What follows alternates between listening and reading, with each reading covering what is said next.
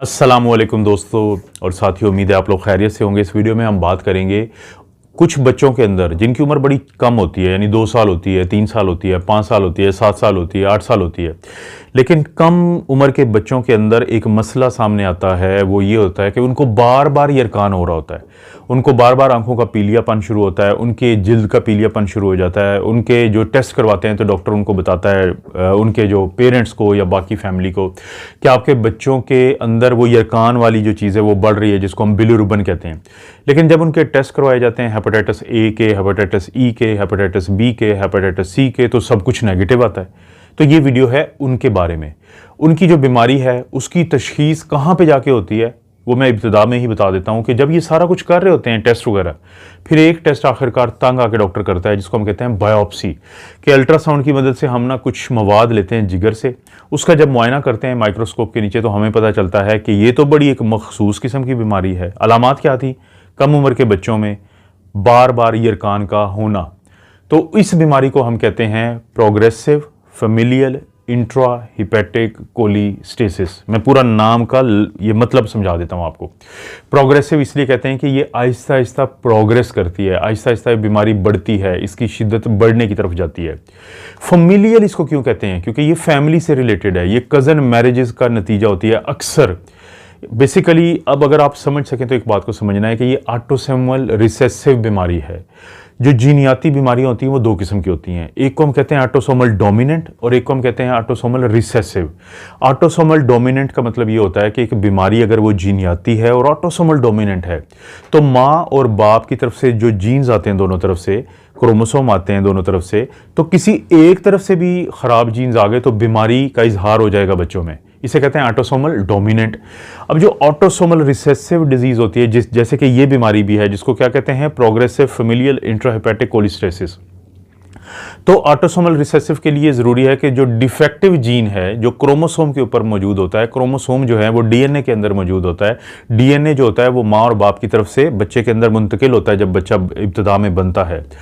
तो वो जो डिफेक्टिव जीन है माँ की तरफ से भी आएगा, बाप की तरफ से भी आएगा, तो तब जाके बीमारी का इजहार होगा बच्चों में से किसी के अंदर। इसे कहते हैं ऑटोसोमल रिसेसिव डिजीज। तो जो फेमिलियल प्रोग्रेसिव फेमिलियल इंट्राहेपेटिक कोलिस्टेसिस है, इसमें जो फेमिलियल का वर्ड इसलिए है कि ये जेनेटिक बीमारी है। और अक्सर कज़न मैरिजेस में क्या होता है कि क्योंकि फैमिली के अंदर जीन्स चल रहे होते हैं, तो जब कज़न मैरिजेस होती हैं तो वो जीन्स दोनों तरफ से आ जाते हैं बीमारी वाले, तो बच्चों में बीमारी का इजहार हो जाता है। इसलिए इसे कहते हैं फेमिलियल। फिर आता है इंट्राहिपेटिक। इसका ये मतलब है कि इस बीमारी के अंदर जो मसला है वो लिवर के अंदर है। हिपेटिक कहते हैं लिवर को और इंट्रा कहते हैं इनसाइड। तो लिवर के अंदर प्रॉब्लम है। और कोलिस्टेसिस का क्या मतलब है कि बाइल जो होती है, जो जिगर बनाता है, जो आपकी खाने चिकनाई वाले होते हैं उनके इंहिजाम के लिए ज़रूरी है, बाइल एसिड्स को जिस्म से निकालने के लिए ज़रूरी है, तो उसका जो इकट्ठा होना होता है, जब जिगर उसको नहीं निकाल पाता तो वो ना सिर्फ जिगर में इकट्ठा होता है बल्कि खून में इकट्ठा होता है, तो इसे कहते हैं कोलिस्टेसिस।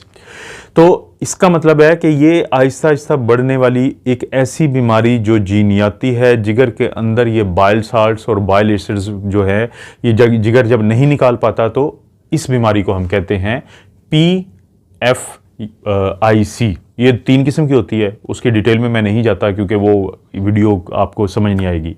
1, 2 और 3। और इसी तरह से मसला क्या होता है कि जब जिगर वो नहीं निकाल पाता तो वो रतूबतें जिसको हम बिलिरुबिन कहते हैं, वो जो पीले रंग की होती है, तो वो बढ़ती है हमारे जिस्म के अंदर और वो हमारी आंखों का पीलिया शुरू हो जाता है, जिल्द का पीलिया शुरू हो जाता है। कोई चिकनाई वाली चीज़ खाएंगे तो उल्टी आना शुरू हो जाएंगी, लूज मोशन शुरू हो जाएंगे, पेट में दर्द शुरू हो जाएगा।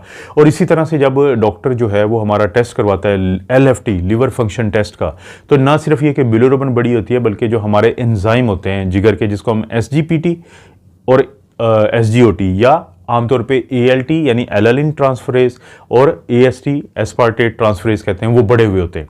और ख़ास तौर पे अब मैं जो बताने लगा हूँ कि एक होता है GGT, गैमा ग्लूटामाइल ट्रांसफरेज। वो मैंने कहा था कि ये 3 किस्म का होता है, तो पहली 2 में कम होता है, लेकिन जो PFIC3 जो टाइप होती है उसमें बड़ा वो होता है। उसकी भी कुछ फिर वजह होती है, लेकिन फिर वही बात है कि टेक्निकली बहुत सख्त हो जाएगी वीडियो, तो आप उसकी डिटेल में मैं नहीं जाता।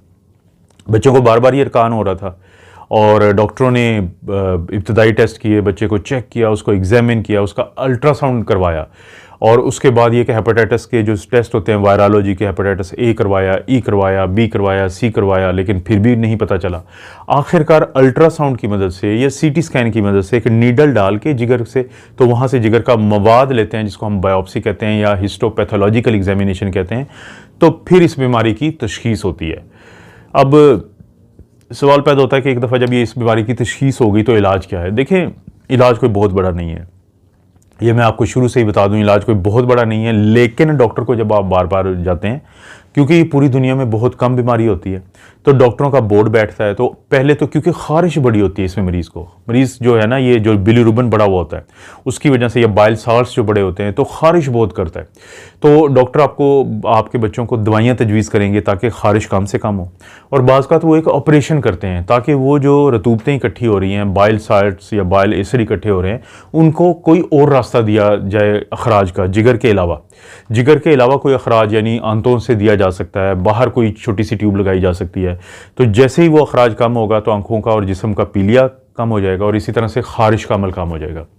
और फिर हो सकता है कि खुदा ना खास्ता अगर ये बीमारी बढ़ती जाए, जैसे मैंने कहा है प्रोग्रेसिव है, तो अगर जिगर सिरोसिस हो जाए, अगर जिगर जो है तांबे की तरह बन जाए, अगर जिगर जो है नाकाम हो जाए अपना काम करने में, तो फिर जाके जिगर के ट्रांसप्लांट की ज़रूरत पड़ती है इन बच्चों को।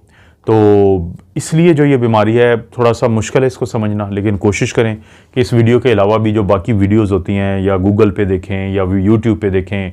नाम क्या है? PFIC यानी 1 2 3 होती हैं, प्रोग्रेसिव फेमिलियल इंट्राहिपैटिक कोलिस्टेसिस। जिगर के काम का मुतासर होना, उससे बाइल साल्ट्स और बाइल एसिड का आपके जिस्म में इकट्ठा होना बच्चों के, और ख़ानदान में ये कज़न मैरिजेस वाले इश्यूज़ में आमतौर पे ये ज़्यादा होता है, और आहिस्ता आहिस्ता बढ़ती हुई बीमारी है। ये इसका पूरा लफ्ज़ी मतलब है। यह वीडियो को लाइक करने के लिए रिक्वेस्ट है, नहीं किया चैनल को सब्सक्राइब तो ज़रूर कर लें, घंटी की आवाज़ आई इसको दबा दें। कोई वीडियो आपको लगता है किसी दोस्त रिश्तेदार को फ़ायदा दे सकती है तो शेयर के ऑप्शन से दोस्तों रिश्तेदारों से शेयर कर दीजिए करें।